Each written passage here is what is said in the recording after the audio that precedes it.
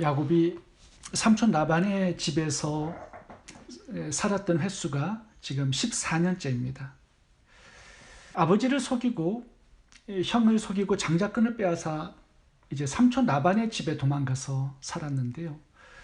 뛰는 놈 위에 나는 놈이 있다는 말이 있듯이 삼촌 라반은 야곱보다 차원이 다른 사기꾼이었습니다. 결혼식의 신부를 바꿔치기 해서 무려 14년 동안이나 무임금으로 야곱의 노동력을 착취했습니다. 그 14년 동안 야곱이 노동을 한 결과 삼촌 라반만 부자가 되었어요. 야곱은 임금을 제대로 받지를 못했습니다. 그러니까 빈털터리로 14년째 생활을 하고 있는 거죠. 그래서 야곱이 나도 좀 재산을 가져야 되겠다라는 생각을 비로소 하게 됩니다. 그래서 삼촌 라반과 만나서 임금 계약을 체결하는 그 이야기가 오늘 본문의 내용입니다. 야곱이 삼촌에게 이렇게 말합니다. 삼촌, 내가 삼촌 집에서 무보수로 일한 지가 벌써 14년째입니다. 삼촌은 양떼와 염소떼가 넘쳐나서 거부가 되었는데 나는 이게 뭡니까? 재산 하나 없는 빈털터리입니다. 삼촌이 지난 14년 동안 내 임금을 10번이나 바꾸고 속였습니다. 이제 정식으로 임금 협상을 하지 않으면 나는 집을 떠나겠습니다. 이렇게 나온 거예요. 이거 굉장히 삼촌에게는 큰 손해죠. 이 야곱이 양떼와 염소떼를 치는 아주 실력이 대단했습니다. 그러니까 삼촌 라반이 거부가 된 거예요. 삼촌 라반이 이 야곱을 잡기 위해서 이제 임금 협상을 하게 됩니다. 야곱의 입장에서 보면 지난 14년 동안 임금을 10번이나 속았잖아요. 이번에도 속을 수 있는 가능성이 너무나 많은 거예요. 그래서 삼촌이 꼼짝할 수 없는 그런 임금 협상 체계를 해야만 합니다. 야곱이 기발한 아이디어를 하나 생각해냈습니다. 삼촌에게 이렇게 제안합니다. 앞으로 양과 염소가 새끼를 낳으면 점박이와 얼룩달룩한 무늬가 있는 새끼들은 다 내 소유가 되게 해주세요. 삼촌 라반이 가만히 보니까 야곱이 너무나 어리석어요. 일반적인 짐승에서 점박이와 얼룩달룩한 새끼들이 나온다는 것은 불가능한 것이거든요. 유전학적으로. 라반의 입장에서 보면 손해볼 것이 전혀 없습니다.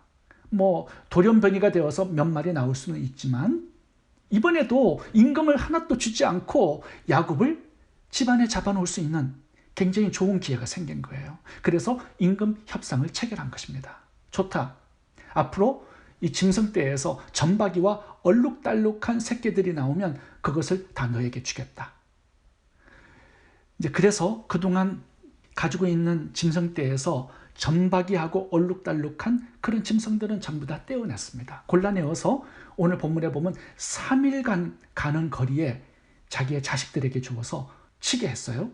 그러니까 야곱이 치는 그 짐승들은 정상적인 그런 짐승들입니다. 점박이와 얼룩달룩한 그런 짐승들은 하나도 없어요. 이제부터 점박이와 얼룩달룩한 무늬가 나오는 짐승 새끼들은 다 야곱의 것이 되는 거죠. 유전학적으로 이런 가능성은 불가능합니다. 그런데 오늘 본문의 결론을 보면요. 짐승이 새끼를 낳으면 전부 다 점박이하고 얼룩달룩한 짐승이 나와서 야곱이 거부가 되었다라는 거예요. 43절을 읽어보겠습니다. 이에 그 사람이 야곱이 매우 번창하여 양떼와 노비와 낙타와 나귀가 많았더라. 양떼하고 염소떼만 그런 게 아니라 낙타와 나귀도 이 점박이와 얼룩달룩한 것들이 나온 거예요. 오늘 야곱이 거부가 되는 복을 받는 이 이야기를 통해서 두 가지의 교훈을 살펴보겠습니다. 첫 번째, 하나님의 복에 열린 마음을 가지라는 것입니다. 하나님의 복을 제한하지 말라는 거예요. 오늘 본문을 보시면 야곱이 삼촌과 임금 계약을 맺을 때 연봉으로 계약하지 않았습니다. 야곱이 이렇게 삼촌에게 제안할 수도 있었습니다. 삼촌, 1년에 짐승 100마리를 나에게 임금으로 주세요. 근데 야곱은 100마리로 임금을 제한하지 않은 거예요. 또는 낳은 새끼 중에 10%는 내 임금으로 주세요. 이렇게 얘기할 수도 있었거든요. 근데 야곱은 이렇게 계약을 맺지 않고 얼룩달룩한 무늬 있는 새끼들을 다 자기 임금으로 달라고 계약을 맺은 겁니다. 이 계약을 열린 계약이라고 말합니다. 열려 있어요, 무한대로. 하나님이 얼마든지 축복을 주실 수 있도록 열어놓은 열린 계약이라는 겁니다. 1년에 몇 마리 계약이 아니에요.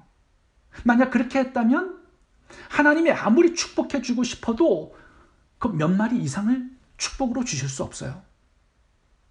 근데 야곱의 계약이 무한대로 열려 있기 때문에 하나님의 축복도 무한대로 주실 수가 있었다라는 겁니다. 야곱은요, 하나님의 축복에 대해서 열린 마음을 가지고 있었습니다. 이게 되게 중요한 부분이에요. 하나님의 축복을 제한하지 않았던 것입니다. 그래서 거부가 될 수 있었던 것이죠. 하나님의 축복은 열려 있고 제한적이지 않다라는 이 믿음, 이게 야곱의 믿음이었어요. 우리도 하나님의 축복을 열어놓아야 합니다. 스스로 한계를 만들지 말라는 거예요. 하나님이 이 정도로만 축복해 주세요. 그게 아니에요. 하나님이 주실 수 있는 축복의 양을 내가 스스로 제한하지 말라는 것입니다. 하나님께서 우리에게 기도의 특권을 주셨죠. 하나님이 기도에도 제한을 두지 않았습니다. 무엇이든지 구하라. 구하는 대로 주시겠대요. 전도와 선교도 제한하지 않았습니다. 모든 족속, 모든 열방이 우리의 전도와 선교의 대상이에요. 우리의 축복도 마찬가지입니다. 하나님께서 성경에 우리들을 축복하시겠다라고 약속하셨을 때 따라 나오는 단어들이 뭐냐 하면 풍성한, 흘러넘치는 이 단어들이 많이 나옵니다. 다시 말하면 하나님의 축복이 제한 없이 무궁하다라는 뜻이에요. 그래서 우리가 하나님의 축복에 대한 열린 마음, 열린 믿음을 가져야 한다는 겁니다. 요엘서 2장 24절을 보겠습니다. 마당에는 밀이 가득하고 독에는 새 포도주와 기름이 넘치리로다. 오버플로잉 한다라는 거예요. 하나님의 축복이. 스가랴 1장 17절도 읽어봅니다. 그가 다시 외쳐 이르기를 만군의 여호와의 말씀에 나의 성읍들이 넘치도록 다시 풍성할 것이라. 신명기 28장을 보시면 하나님의 축복이 무한대로 나옵니다. 들어가도 복을 받고 나와도 복을 받고 떡반죽 그릇에 상당히 많은 축복을 약속하셨어요. 여호와께서 너를 위하여 하늘의 아름다운 보고를 열어사 보물창고를 열어서 내 땅에 때를 따라 비를 내리시고 내 손으로 하는 모든 일에 복을 주시리니. 제한적이지 않죠?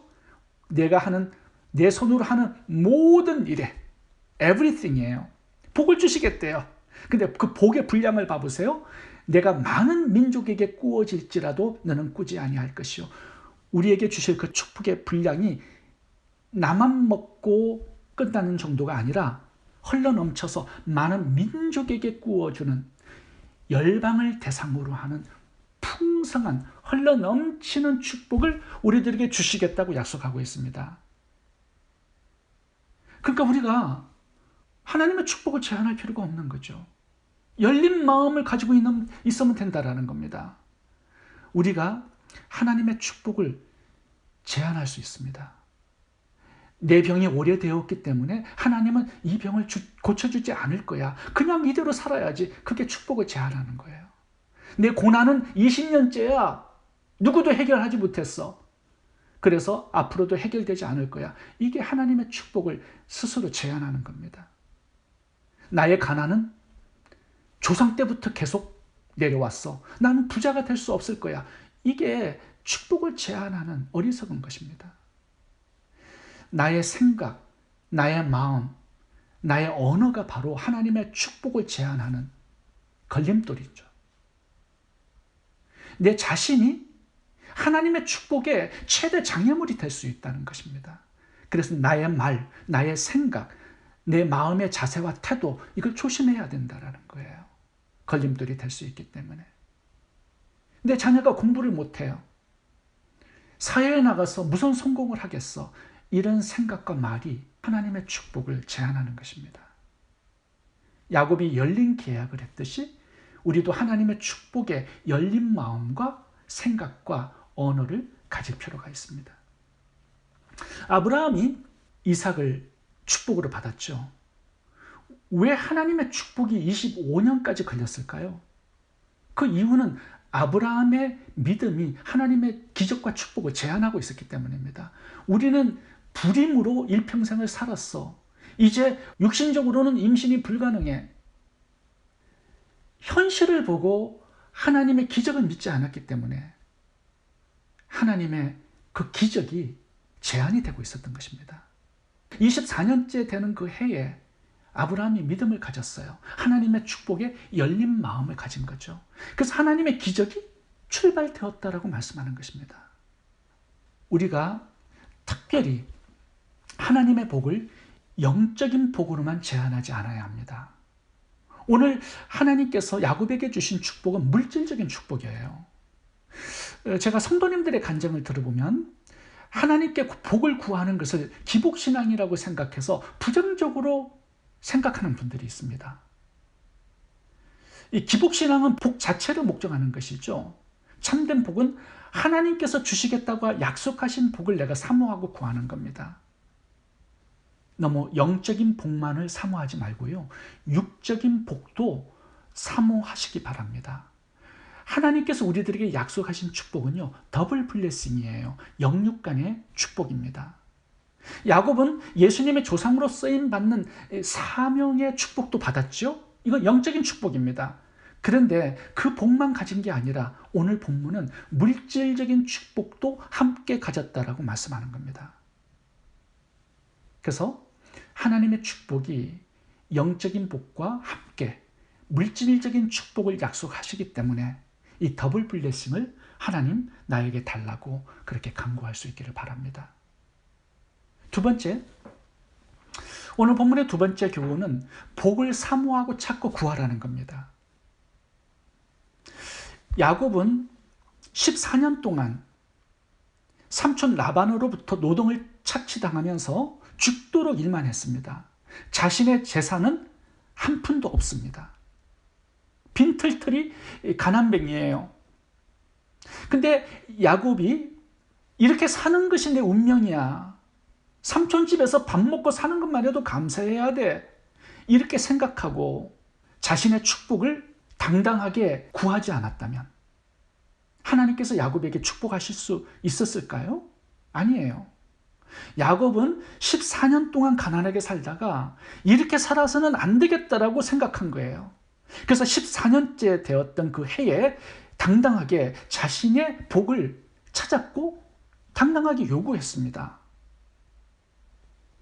삼촌 라반에게 가서 나의 분량의 복을 달라고 요구한 거예요. 복을 찾고 구한 것입니다. 그 이전과 이후가 달랐습니다. 복을 사모하고 찾고 구한 14년째 이후의 야곱의 삶은 이전과는 달랐어요. 거부가 되었다라고 말씀합니다. 우리가 당연히 나의 몫으로 받아야 될, 가져야 될 그 축복의 분량이 있습니다. 이렇게 가난하게 사는 것이 정상적인 게 아니에요. 하나님의 자녀들은 다른 사람들을, 열방을 축복하는 복의 조상으로 우리를 불렀습니다. 그렇다면 열방을 축복하는 분량의 복을 당연히 나의 몫으로 구해야죠. 야곱이 복을 구했을 때 이제 하나님께서 개입해 주셨습니다.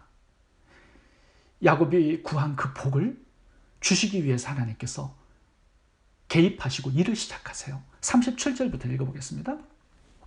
야곱이 버드나무와 살구나무와 신풍나무의 푸른 가지를 가져다가 그것들의 껍질을 벗겨 흰 무늬를 내고 그 껍질 벗긴 가지를 양떼가 와서 먹는 개천의 물 구유에 세워 양떼를 향하게 하며 그때가 물을 먹으러 올 때에 새끼를 베니 가지 앞에서 새끼를 뱀으로 얼룩얼룩한 것과 점 있고 아롱진 것을 낳으니라. 야곱이 사용한 이 방법은요, 유전학적으로 불가능한 방법입니다. 버드나무, 살구나무, 신풍나무의 가지를 꺾다가 그 껍질을 벗겨서 물 먹는 개천에다가 그걸 놔두었다고 해서 정상적인 짐승떼가 점박이와 얼룩달룩한 새끼를 낳는다. 이거는 상당히 미신적인 겁니다. 과학적으로는 이게 불가능해요. 그런데 결론적으로 보면요, 전부 다 새끼가 나온 걸 보면 전부 다 점이 있고 얼룩달룩한 것들이었습니다. 왜 그럴까요? 하나님께서 개입해서 그렇게 만들어 주셨기 때문입니다. 하나님의 기적이 일어난 거예요. 왜 그렇죠? 야곱이 구했기 때문에 그렇다라는 것입니다. 이게 기도의 능력이고 축복이에요. 그래서 우리가 복을 사모하고 찾고 구해야 한다라는 겁니다. 창세기 32장을 보시면 야곱이 약복강에서 하나님과 씨름해요. 뭐 때문에 씨름하냐 하면 하나님 복을 달라는 겁니다. 결론이 뭐예요? 하나님께서 복을 주시고 떠났어요. 사모하는 만큼, 찾고 구하는 만큼 하나님께서는 복을 주시겠다라는 겁니다. 그게 창세기 32장의 하나님의 메시지예요. 야곱처럼 끈질기게, 강렬하게 복을 사모하고 구하라는 겁니다. 역대상 4장에 보시면 야베스의 기도가 나옵니다. 야베스가 태어날 때 아버지가 죽었습니다. 그래서 어머니가 이 아들을 야베스라는 이름을 지어줬어요. 근데 야베스라는 이름은 페인, 고통이라는 뜻입니다. 누가 자기 아들을 이렇게 이름을 지었겠습니까? 가정에 굉장히 큰 어려움이 있었던 거예요. 야베스는 자라나면서 자기 이름이 고통이라는 것을 알게 되었고요. 이렇게 살아서는 안 되겠다라는 것을 깨달았습니다. 그래서 하나님께 기도했습니다. 하나님, 내가 마땅히 가지고 누려야 할 축복이 있을 줄 믿습니다. 하나님 복을 주세요. 역대상 4장 9절부터 읽어보겠습니다. 야베스는 그 형제보다 존귀한 자라. 그 어미가 이름하여 야베스라 하였으니 이는 내가 수고로이 낳았다 함이었더라. 야베스가 이스라엘 하나님께 아뢰어 가로되 원컨대 주께서 내게 복의 복을 더하사 나의 지경을 넓히시고 주의 손으로 나를 도우사 나를 환난을 벗어나 근심이 없게 하옵소서 하였더니 하나님이 그 구하는 것을 허락하셨더라. 구하는 것을 하나님께서는 허락하시겠대요. 가난한 사람이 부유한 축복을 구할 때 그 구하는 것을 허락하시겠대요. 이 정도로 만족하고 살면요, 이 정도로 살게 되어 있습니다. 그런데 거룩한 불만족을 가지고 하나님 주실 축복이 너무 많은데 하나님의 부요하심을 하나님 저도 경험하고 싶습니다. 하나님 저에게도 야베스에게 주셨던 그 복의 복을 나에게도 주세요. 나의 지경을 좀 넓혀주세요. 내 병을 고쳐주세요. 내 문제를 해결해 주세요. 그렇게 기도하면 하나님께서 개입해 주셔서 기적을 베풀어 주시겠대요. 복을 사모하고 하나님께 구할 때 천사들은 사닥다리를 타고 오르락 내리락 하면서 하나님의 구체적인 응답을 가지고 나를 방문하게 될 것입니다. 한나는 자식을 구했을 때 사무엘을 얻었습니다.